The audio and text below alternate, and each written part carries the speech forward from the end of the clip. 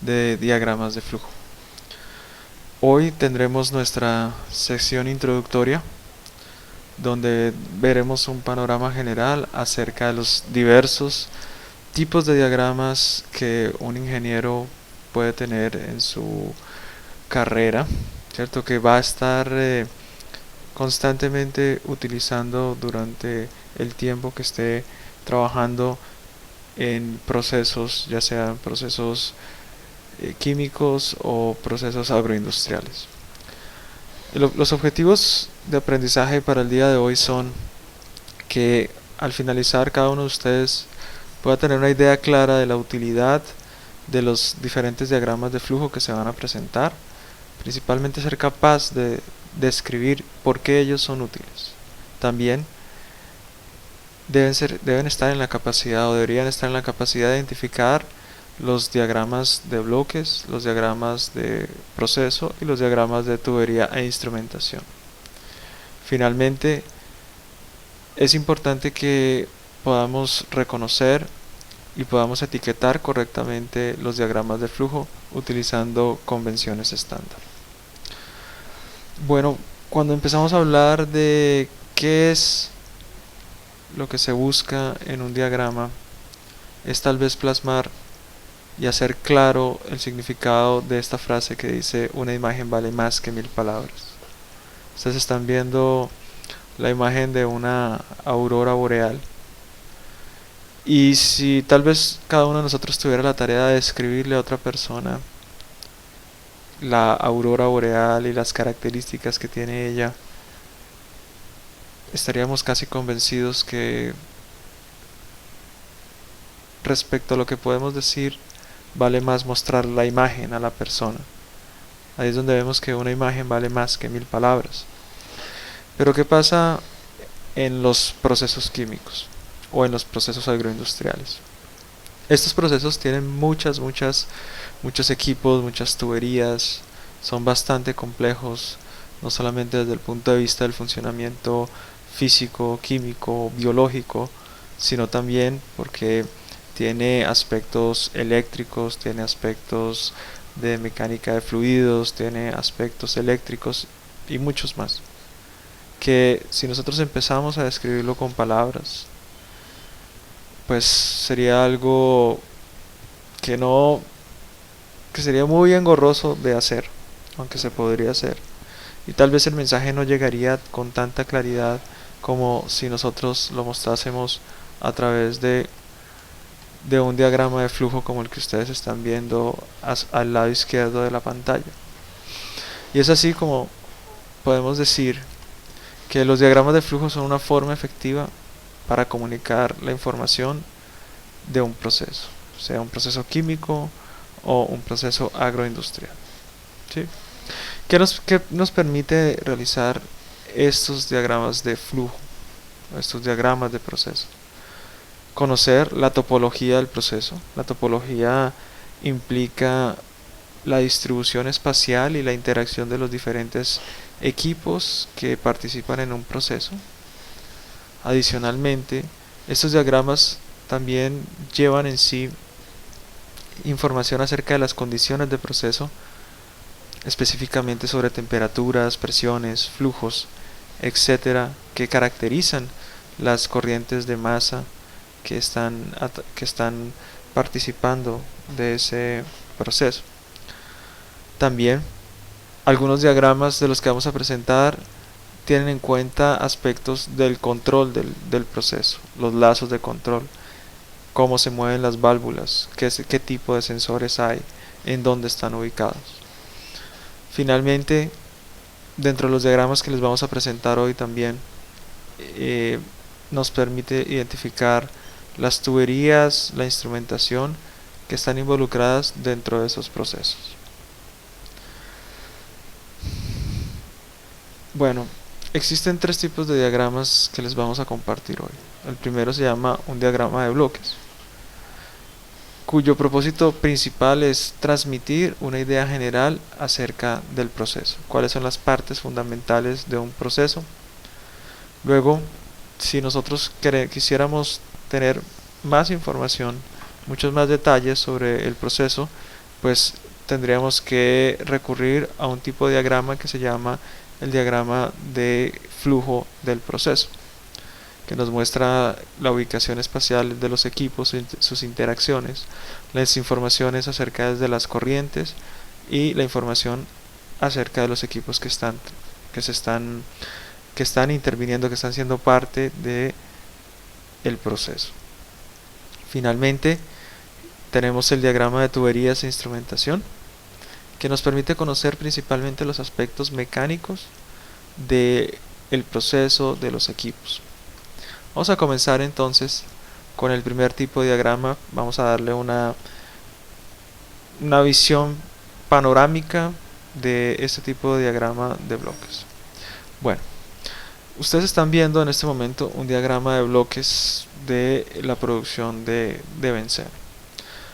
Una de las primeras cosas que nosotros podemos relacionar en este diagrama de bloques es que las etapas o los equipos o las secciones de una planta están distribuidas o están representadas por bloques. No hay ninguna característica como especial, sino que el equipo, tenga el tamaño que tenga y la forma que tenga, siempre va a ser representado con bloques.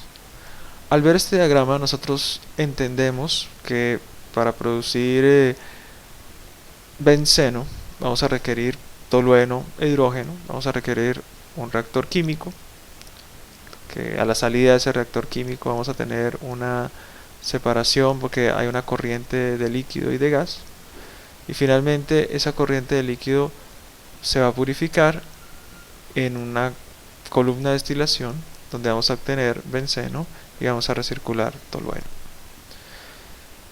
Si quisiéramos enumerar las características básicas de este tipo de diagramas, podemos decir lo siguiente: que para este tipo de diagramas las principales operaciones se muestran en forma de bloques, como ya lo habíamos visto: un reactor, un separador de gas y líquido y una columna de destilación. Otra característica de este tipo de diagramas es que los flujos principales se muestran señalando el sentido del flujo. Vemos aquí que el tolueno está ingresando y que este gas mezclado está saliendo, y el sentido del flujo nos muestra si es una corriente que ingresa o una corriente que sale de los equipos.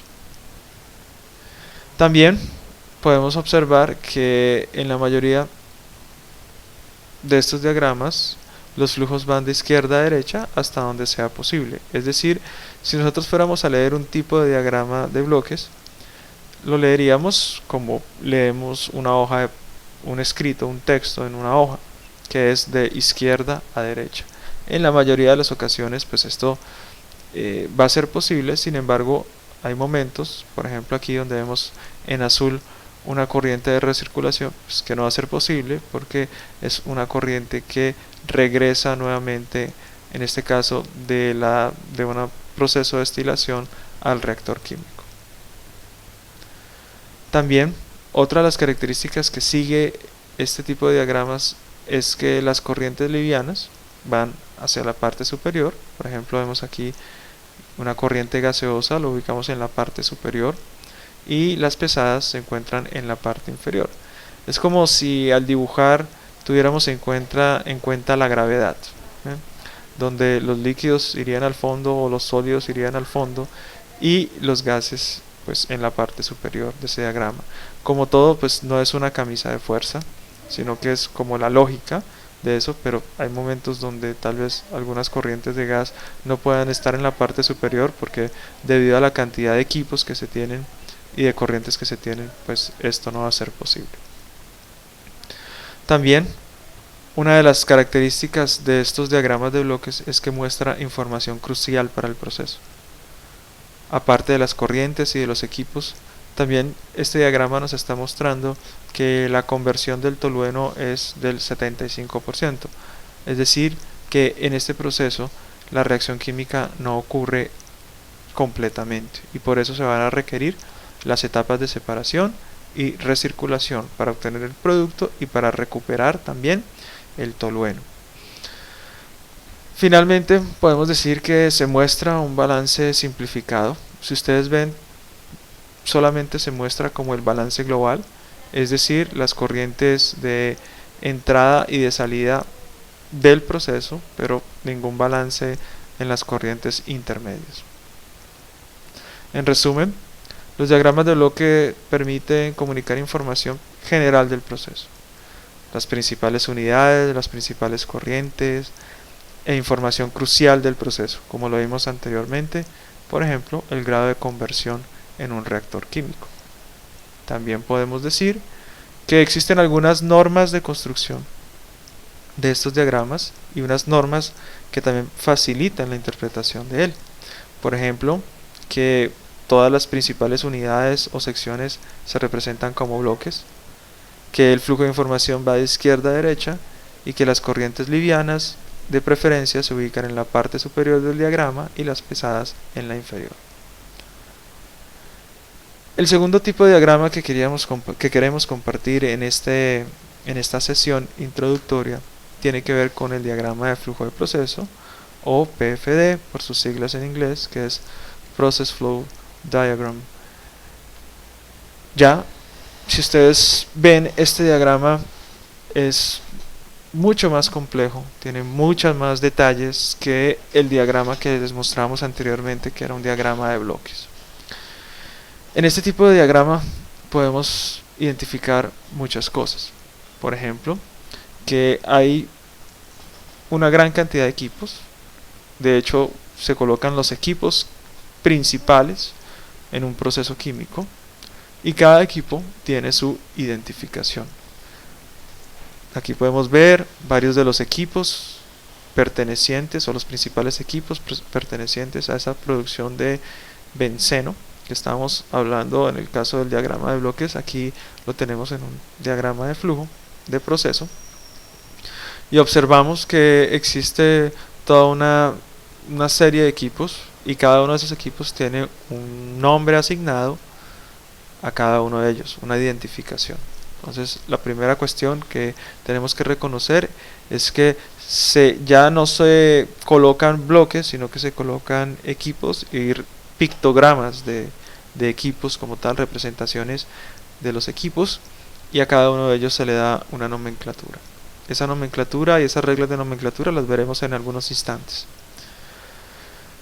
Por ejemplo, si quisiéramos identificar el equipo R101, ese que está ahí en círculo rojo con el R101 en azul arriba, nos damos cuenta que es un reactor químico. Ahí está ocurriendo una reacción química. A su izquierda tienen un equipo que se llama un P101, que ya dentro de algunos instantes veremos qué significa esa P. Y a su derecha, a la derecha del equipo R101 o el reactor, tienen también en rojo destacado un equipo T101, que es una torre de destilación. Otra característica que es obligatoria en los diagramas de proceso son que todas las corrientes de proceso deben estar numeradas. Y no solamente numeradas, sino que en ellas debe haber una identificación de su temperatura, de su presión, de su flujo, y si son corrientes que tienen varios componentes, del número de componentes que ellos tienen. La numeración, pues, qué corriente va numerado primera u otra, depende de la conveniencia y es más como a criterio de la persona que está desarrollando la numeración o el etiquetado de esas corrientes. También, aparte de las corrientes de proceso, se tienen corrientes de requerimientos de servicios.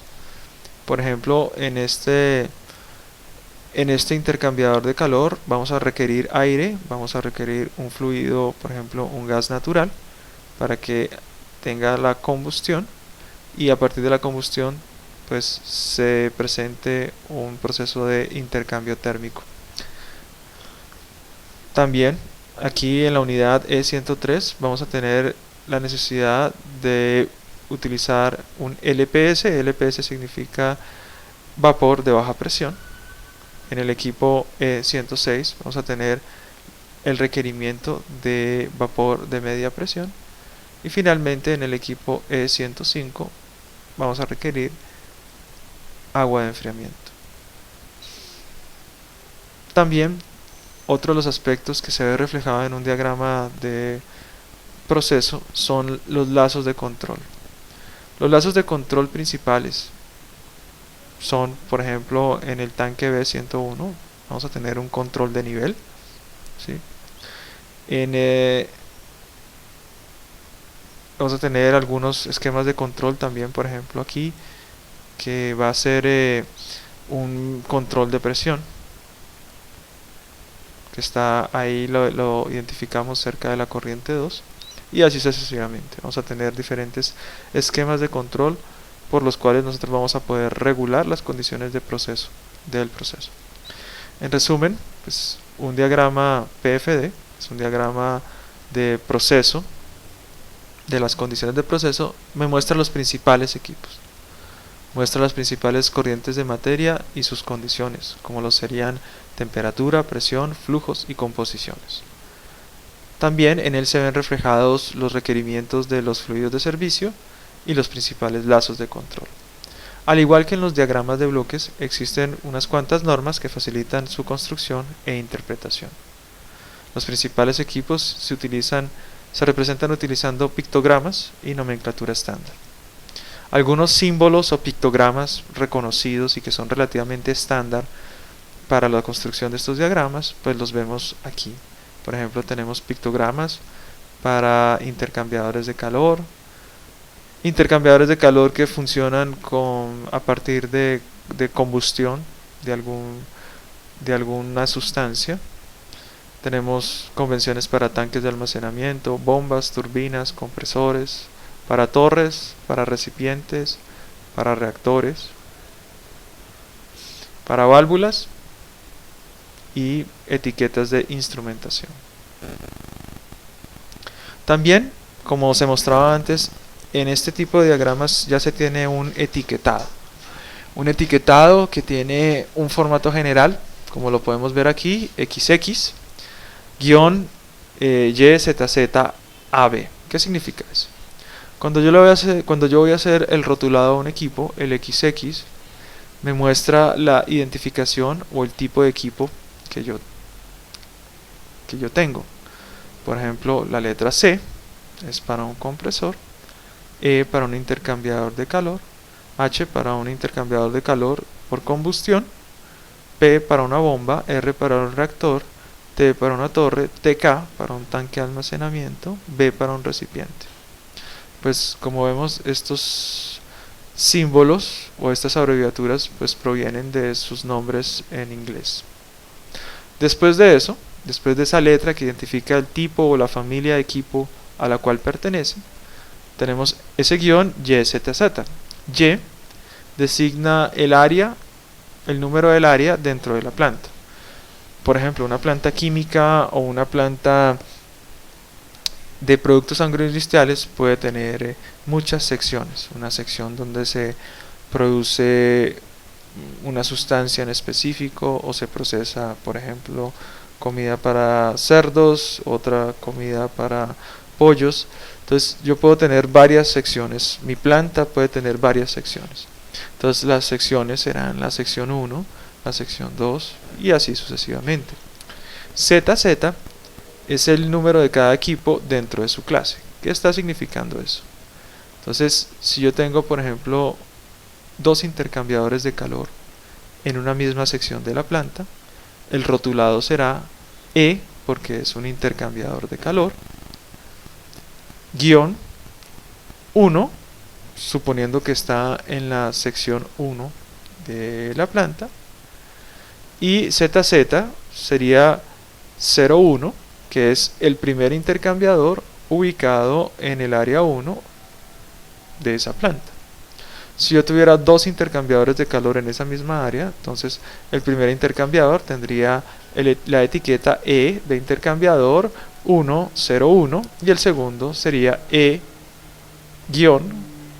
por estar ubicado en la misma zona de la planta y 02 porque sería el segundo intercambiador de esa zona. Ahora sí, si nosotros volvemos a ver ese diagrama anterior, ya reconocemos por qué ese reactor, ese R101, implica que es un reactor, R por el reactor, 1, porque está en la zona 1 de la planta. Muchas veces también lo llaman la zona 100, porque los números ahí son 100, 101, 102, entonces a veces se llama también zona 100. Y 01 implica que es el reactor número 1. Si yo tuviera otro reactor dentro de esa misma zona, pues sería R102, y así sucesivamente. P101 AB implica P, ya vemos que es un diagrama, implica que es una bomba, 1 por la zona, 01 que es la bomba número 1 de esa zona, y el término AB implica dos cosas, que hay dos bombas que están cumpliendo el mismo servicio dentro del proceso. Bueno, ahora entramos a nuestro último diagrama para la sesión de hoy, que es, brevemente vamos a hablar de él, que es un diagrama de tuberías e instrumentación. En el diagrama anterior, que es el PFD, el diagrama de proceso, se muestran principalmente las condiciones de proceso. En cambio, en este diagrama de tuberías e instrumentación, como su nombre lo indica, está centrado en los aspectos mecánicos de la planta de procesamiento. Nos muestra, y es muy útil sobre todo para efectos de construcción y mantenimiento de la planta, porque nos está diciendo los tamaños de los equipos, las tuberías que hay, los diámetros de las tuberías, etcétera, etcétera. Todo una serie de detalles físicos de los equipos y de las tuberías. Tenemos resaltado, por ejemplo, que al inicio, en el lado izquierdo, tenemos una tubería de 3 pulgadas de cédula 40, donde CS implica que es una tubería de acero al carbón.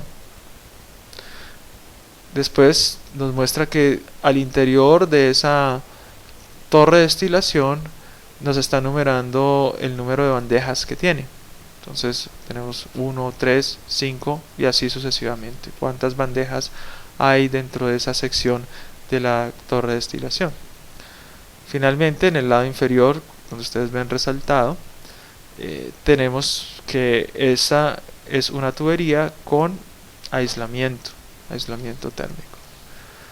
También, en cuanto nos muestra la instrumentación, tenemos una serie de válvulas, tenemos una serie de transmisores de temperatura, de presión y de flujo. Esta información, pues, que es relativamente detallada, como es nuestra primera sesión, no la vamos a profundizar, no vamos a ahondar tanto en ella, sino cuando lleguemos a el punto donde vamos a, pues, tener en cuenta la construcción detallada de cada uno de estos. Bien. Aquí vamos a también ver, nos muestran los esquemas de control, cómo se tienen los diferentes lazos de control con los transmisores, con los actuadores, con los elementos de las válvulas y cómo actúan ellas, si actúan de forma hidráulica o de forma eléctrica. Toda esta información nos la está comunicando este tipo de diagrama como tal, así como los servicios y sus conexiones. Bueno, para resumir esta primera sesión, podemos decir que los diagramas de flujos son herramientas efectivas para transmitir información, toda la información necesaria asociada a un proceso químico o agroindustrial. Que no hay un diagrama universal que comunique todo el mensaje, sino que hay una serie de diagramas especializados que nos permite de forma clara acceder a un tipo de información.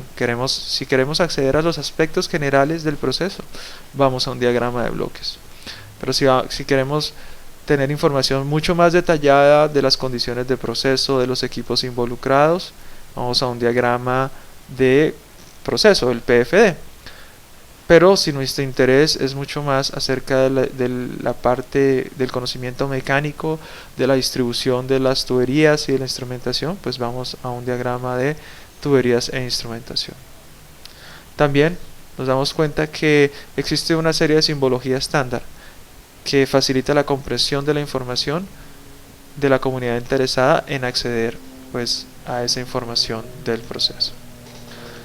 Bueno, queremos agradecer su amable atención, su paciencia y esperemos que haya sido de utilidad esta charla que es introductoria. Ya saben que hay una serie de materiales que deben estar trabajando para profundizar y esperamos que sí haya sido una buena introducción que les dé el marco general que vamos a tratar a lo largo de este curso. Muchas gracias y quedamos pendientes por la plataforma de cualquier inquietud que puedan llegar a tener. Hasta luego.